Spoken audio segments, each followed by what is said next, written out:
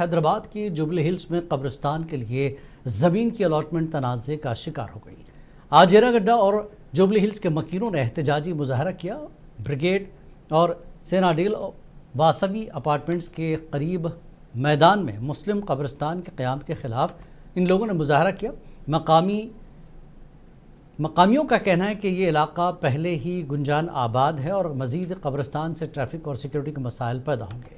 BJP के रुकन parliament Raghunandan Rao भी मुजाहरे में शामिल हो गए। ताहम पुलिस ने उन्हें और उनकी पार्टी के लीडरों को अलॉट करदा ज़मीन तक जाने से रोक दिया। मुजाहरीन ने हुकूमत से मुतालबा किया कि ज़मीन की अलॉटमेंट वापस ली जाए और अगर उनकी बात न मानी गई तो एहतजाज में मज़ीद शिद्दत पैदा की जाएगी।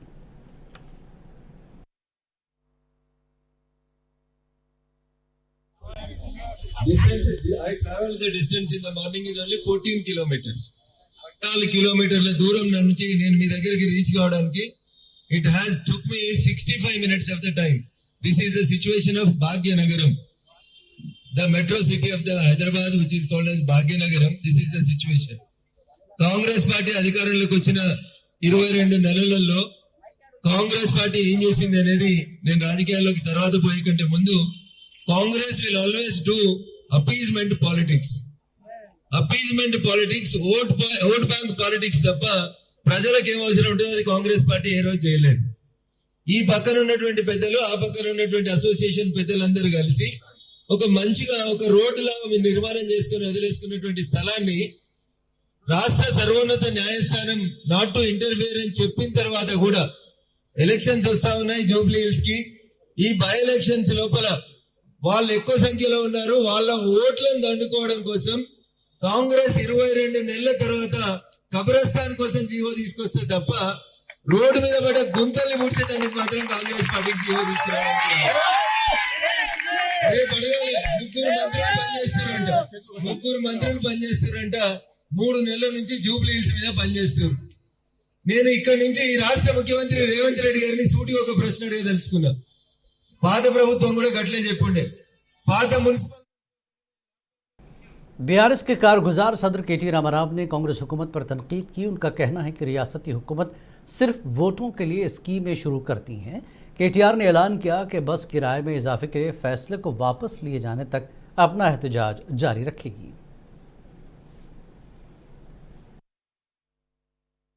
ये तो भाई बड़ा अजीब सा माहौल है। जहाँ भी कांग्रेस की हुकूमत है, एक अजीब सा माहौल आपको देखने को मिलेगा।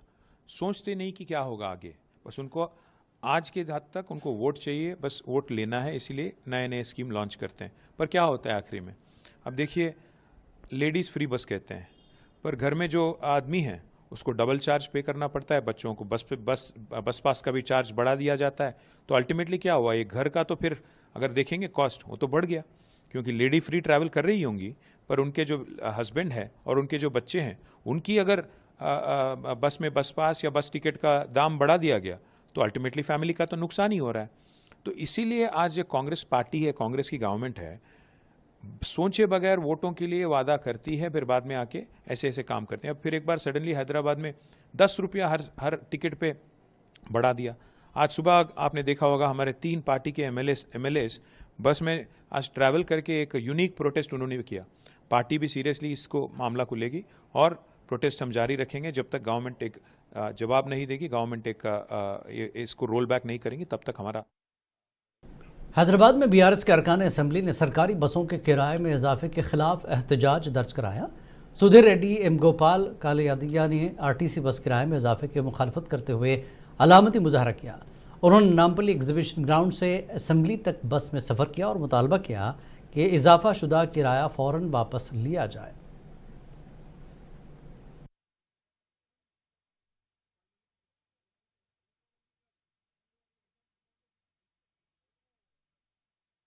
बीआरएस रहनुमा ने बस भवन की जानिब से एहतजाजी रैली का ऐलान किया गया। 9 अक्टूबर को केटीआर, हरीश राव, सबीता अंद्रा रेड्डी के अलावा दीगर रहनुमा जीएसआरटीसी की बसों में सफ़र करते हुए बस भवन पहुंचेंगे।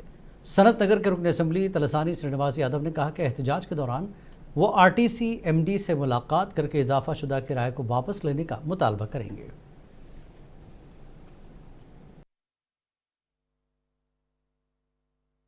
ధర్నాలు ఇటువంటివి చేస్తే వాళ్ళు పర్మిషన్స్ ఇయ్యరు కాబట్టి మేము ఎల్లుండి పొద్దున ఎల్లుండి అంటే 9వ తారీఖున చలో బస్ భవన్ అనే కార్యక్రమాన్ని ఆర్టీసీ బస్సులోనే కేటీఆర్ గారు నందినగర్లో బస్ ఎక్కి బస్ భవన్కు చేరుకోవడం జరుగుతుంది.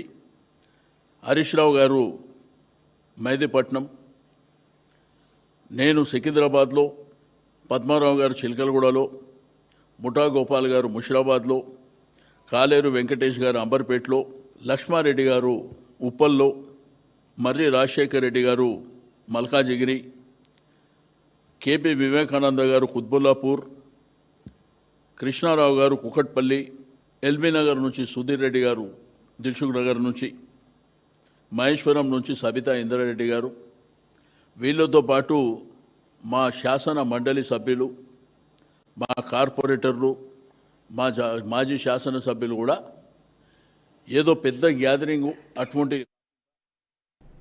टीपीसीसी मीडिया कम्युनिकेशन चेयरमैन और कांग्रेस पार्टी के रियासती तर्जुमान सामाराम मोहन रेड्डी ने बीजेपी और बीआरएस के रवैये पर तनकीद की। उनका कहना है कि आरटीसी बस किराए में मामूली इजाफे पर तनकीद या सियासी ड्रामा है। उन्होंने कहा कि बीआरएस ने अपने दौर हुकूमत में खवातीन को मुफ्त सफ़र की सहूलत नहीं दी।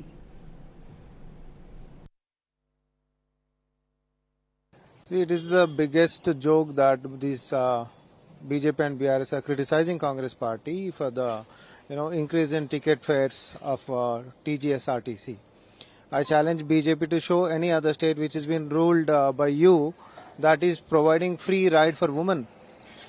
So when you are not capable of doing such services, do you have any face to ask such questions? And when it comes to BRS, during the ruling, they said that TGSRTC itself is a burden. So there is a dead end and it need to be closed. In fact, sitting in opposition, we fought for its survival, and we also, gave promise before elections that, every woman in Telangana will get free transportation, that is free ride, which they are getting it today. When we have taken an initiation to transform the entire public transportation by replacing all these diesel buses with electric buses, keeping in mind to protect the environment of Hyderabad, where there are 25 depots in Greater Hyderabad limits, and we have planned to increase them to 35 depots now, and we are also establishing this charging stations in every depot, which is costing us around 8 crore per station. And for that matter, we are also getting like 392 crores per annum of maintenance regarding that. So Telangana जागृति की सदर के कविता ने chief justice of India BR Gavai पर हमले को अफसोसनाक करार दिया। उन्होंने कहा कि तेलंगाना में दलित वुज़रा को बदसलूकी का सामना है और रेवंत रेड्डी हुकूमत में दलित कायदीन की तौहीन का सिलसिला जारी रखे हुए हैं।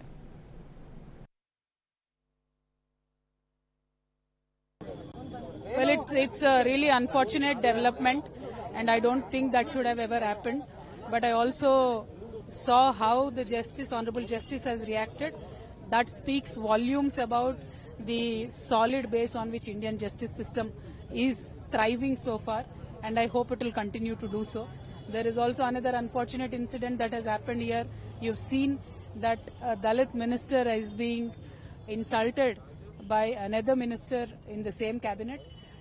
From the time when Revanth Reddy Garu's government is formed here in Telangana, Dalits have always been insulted. The Honorable Deputy Chief Minister himself was seated on a lower chair than the Chief Minister and his family in an honorable temple of Telangana.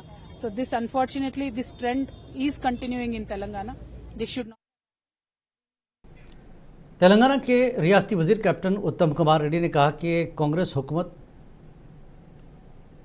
Heritage barrage की तामीर और Srisailam lift bank canal को दिसंबर 2027 तक मुकम्मल करने के लिए पुरज़्म है। उन्होंने कहा कि हुकूमत ज़ेर इल्तवा आबपाशी मनसूबों की तकमील को आला तरजीह दे रही है और वक्त की पाबंदी और इदाराजाती जवाबदेही और तकनीकी शफाफियत को यकीनी बनाया जाएगा। तुमरी हट्टी मनसूबे के लिए इंजीनियरिंग टीमें 2 मुतबादिल कनाल रूट्स का जायज़ा ले रही हैं और ये काम 2 हफ्तों में मुकम्मल कर माली तखमीनों के साथ हुकूमत को मनसूबा पेश किया जाएगा और काबीना की मंजूरी के बाद फौरी तैयारी के काम शुरू किए जाएंगे। आपको रखिए बाखबर, देखिए मुंसिफ टीवी, लाइक कीजिए, शेयर कीजिए और सब्सक्राइब कीजिए। स्क्रीन पर दिया गया बेल बटन जरूर दबाइए।